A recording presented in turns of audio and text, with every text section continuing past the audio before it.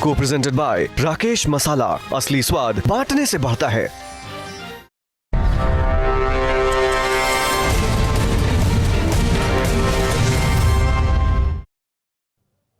नमस्कार, news state देख रहे हैं आप। 403 लेकर हूं मैं आपको साथ आशीष पांडे। शुरू हो चुकी है सत्ता की रेस, साधे जा रहे हैं समीकरण, क्योंकि शुरू हो चुका है जनसंख्या के लिहाज से देश के सबसे बड़े सूबे का चुनावी रण। और इस रण में कौन किस पर भारी है, किन मुद्दों पर राजनीति जारी है, हमारे खास शो 403 में हर एक विधानसभा क्षेत्र, हर एक मुद्दे की पड़ताल करेंगे। आज बात गोरखपुर शहर विधानसभा सीट की।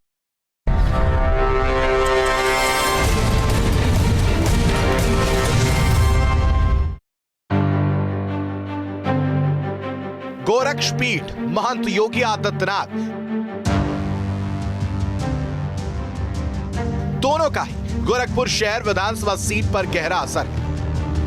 गोरखपुर शहर यानी सीट संख्या 322। इस सीट को सत्ताधारी दल बीजेपी का गढ़ कहा जाता है। दूसरे लफ्जों में कहें तो सीएम योगी आदित्यनाथ के प्रभाव वाली सीट। दरअसल 2002 विधानसभा चुनाव को छोड़कर बीजेपी 1989 से अब तक चुनाव नहीं हारी है। 2002 में योगी आदित्यनाथ ने डॉक्टर राधा मोहन दास अग्रवाल को हिंदू महासभा के टिकट पर चुनाव लड़ाया था, जिन्होंने तब बीजेपी प्रत्याशी शिव प्रताप शुक्ला को हराया था। हालांकि बाद में डॉक्टर राधा मोहन दास अग्रवाल बीजेपी के साथ आ गए। साल 2002 से डॉक्टर राधा मोहन दास अग्रवाल लगातार यहां से विधायक हैं और इस बार भी विधायक बनने की तैयारी में हैं।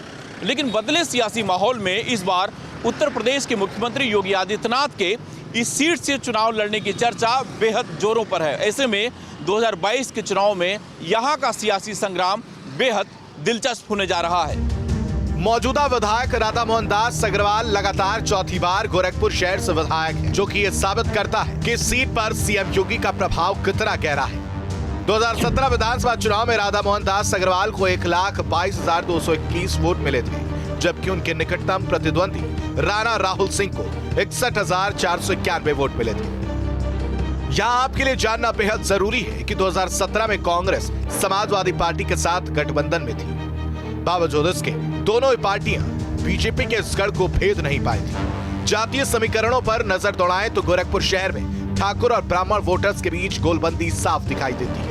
हालांकि इन सबसे इतर गोरक्षपीठ की भूमिका बेहद खास है। विधानसभा क्षेत्र में मतदाताओं की संख्या 4,29,167 है, तो पुरुष मतदाता 2,35,184 हैं और महिला मतदाताओं की संख्या 1,93,983 है। बीते वक्त में गोरखपुर में विकास के लिहाज से काफी काम हुआ है, खासकर स्वास्थ्य के क्षेत्र में। इनमें एम्स का लोकार्पण, फर्टिलाइजर फैक्ट्री का उद्घाटन शामिल है, जिनका उद्घाटन हाल ही में प्रधानमंत्री नरेंद्र मोदी ने किया। पूर्वांचल में विकास की परियोजनाओं की सबसे अधिक सौगात गोरखपुर जिले के गोरखपुर सदर विधानसभा को मिली है। फर्टिलाइजर, एम्स, रामगढ़ताल के सुंदरीकरण, मेडिकल कॉलेज के उच्चीकरण सहित सैकड़ों ऐसी परियोजनाओं की सौगात मुख्यमंत्री योगी आदित्यनाथ ने गोरखपुर सदर विधानसभा को दी है, जिसकी वजह से विकास की योजनाओं को लेकर बीजेपी के सामने कहीं पर कोई भी चुनौती नजर नहीं आ रही है। गोरखपुर में स्थित रामगढ़ताल का सौंदर्यीकरण भी बीते वक्त में कराया गया है।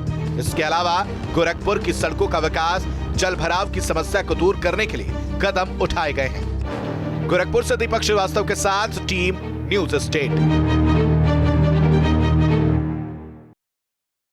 अब देखिए कि गोरखपुर शहर विधानसभा सीट से विधायक राधा मोहन दास अग्रवाल का अपनी उपलब्धियों को लेकर क्या कुछ कहना है।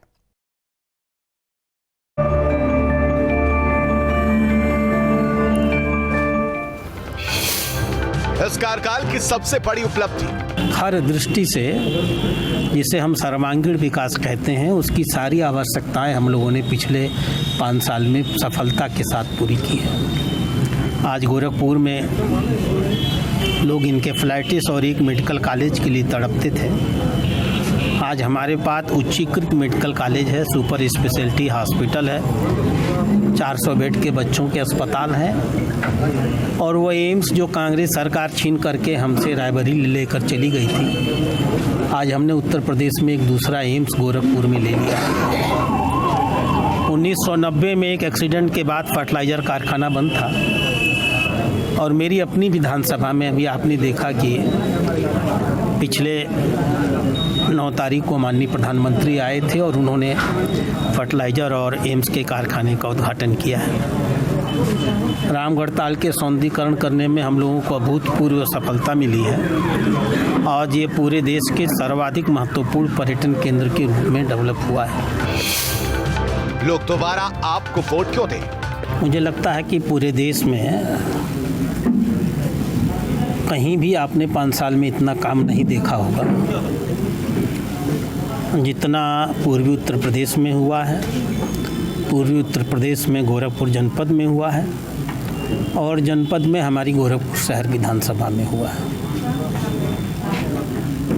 आज़ादी के 70 सालों में महसूस भी नहीं होता था कि गोरखपुर का इतना अधिक विकास कराया जा सकता है, ऐतिहासिक रूप से हर क्षेत्र में।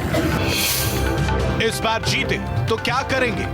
जब तक वो हम लोगों को अपनी जनप्रतिनिधि के रूप में बनाए रखेंगे, हम पूरी श्रद्धा के साथ, पूरे समर्पण के साथ उनकी समस्याओं के समाधान के लिए और उनके क्षेत्र के विकास के लिए तत्पर रहेंगे।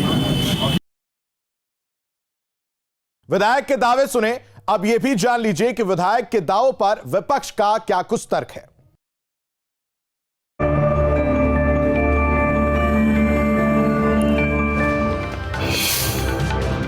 इस कार्यकाल में विकास कार्यों को कैसे देखते हैं? देखिए, गोरखपुर सदर से वो चौथी बार विधायक हैं और लगातार 4 बार से विधायक रहने के बाद भी कोई बड़ी विकास की लकीर वो नहीं खींच पाए हैं।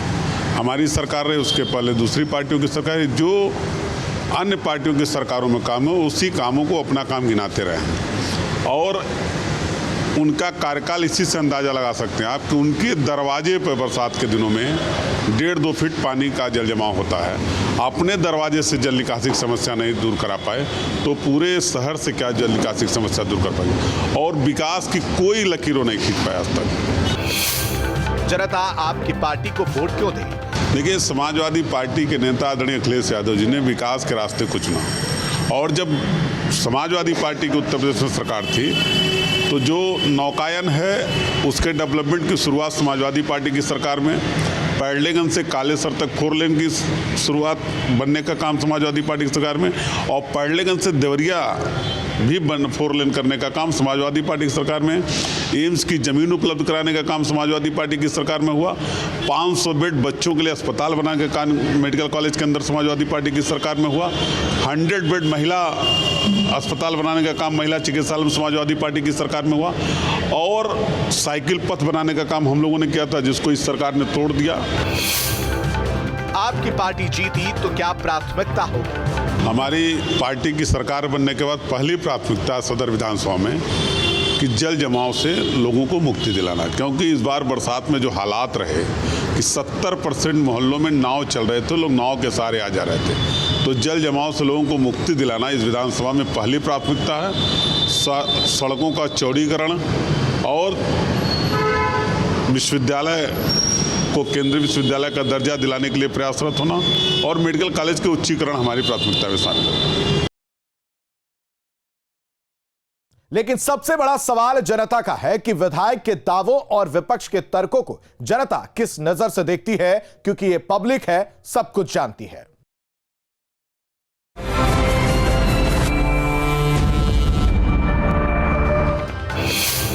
क्या इलाके में विकास से आप संतुष्ट हैं? हुआ है, जब से योगी जी की सरकार आई है तब से कार्य हुआ है, अन्यथा विगत वर्षों में जितना कार्य हुआ है पहले कभी नहीं कार्य हुआ था। काम कुछ नहीं हुआ है, यहाँ का विधायक कोई काम नहीं कराया है। अगर हम क्षेत्र में बात करें तो विकास तो हुआ है, नो डाउट। शहर भी, सड़कें भी बनी हैं, नालियाँ भी बनी हैं। काम अगर उसकी गुणवत्ता को दिखाया जाए और काम को दर्शाया जाए तो निश्चित रूप से जो गोरखपुर में हुआ है वो मील के पत्थर से कम नहीं है। विकास सिर्फ पेपर में और न्यूज़ में दिखाया जाता है, यहाँ पे कोई विकास नहीं हुआ है। नहीं, विकास तो बहुत हुए हैं, चाहे आप नौका बिहार वाले रोड पर जा कर के देख लीजिए, चाहे आप मदन मोहन मालवीय यूनिवर्सिटी देख लीजिए। देखिए, शहर विधानसभा में जो विकास हुआ है वो दिखाई दे रहा है। स्थानीय समस्याएं क्या है? आज भी जब हम बरसात के दिनों में स्कूल जाते हैं तो घुटने से ऊपर पानी भर जाता है। अभी गोरखपुर में जल जमाव की जो समस्या है, जब बारिश होती है तो जल जमाव बहुत हो जाता है। ड्रेनेज की समुचित व्यवस्था नहीं है। अब छोटी मोटी समस्याएं तो लगी रहेंगी। अब जैसे जाम की समस्या है तो जाम की समस्या के लिए शहर का दायरा दिन ब दिन फैलता जा रहा है। हमारा गोरखपुर पूर्वांचल का एक हब माना जाता है। नेपाल, बिहार से लेकर के तमाम अलग अलग प्रदेशों के लोग यहाँ पे चिकित्सकीय सुविधाएं, चाहे ट्रांसपोर्टेशन, चाहे अन्य किसी भी सुविधा के लिए हमारे शहर पर डिपेंड है। तो दबाव तो ऑब्वियसली बढ़ेगा ही बढ़ेगा। 403 में अभी के लिए बस इतना ही। बने रहिए न्यूज स्टेट के साथ।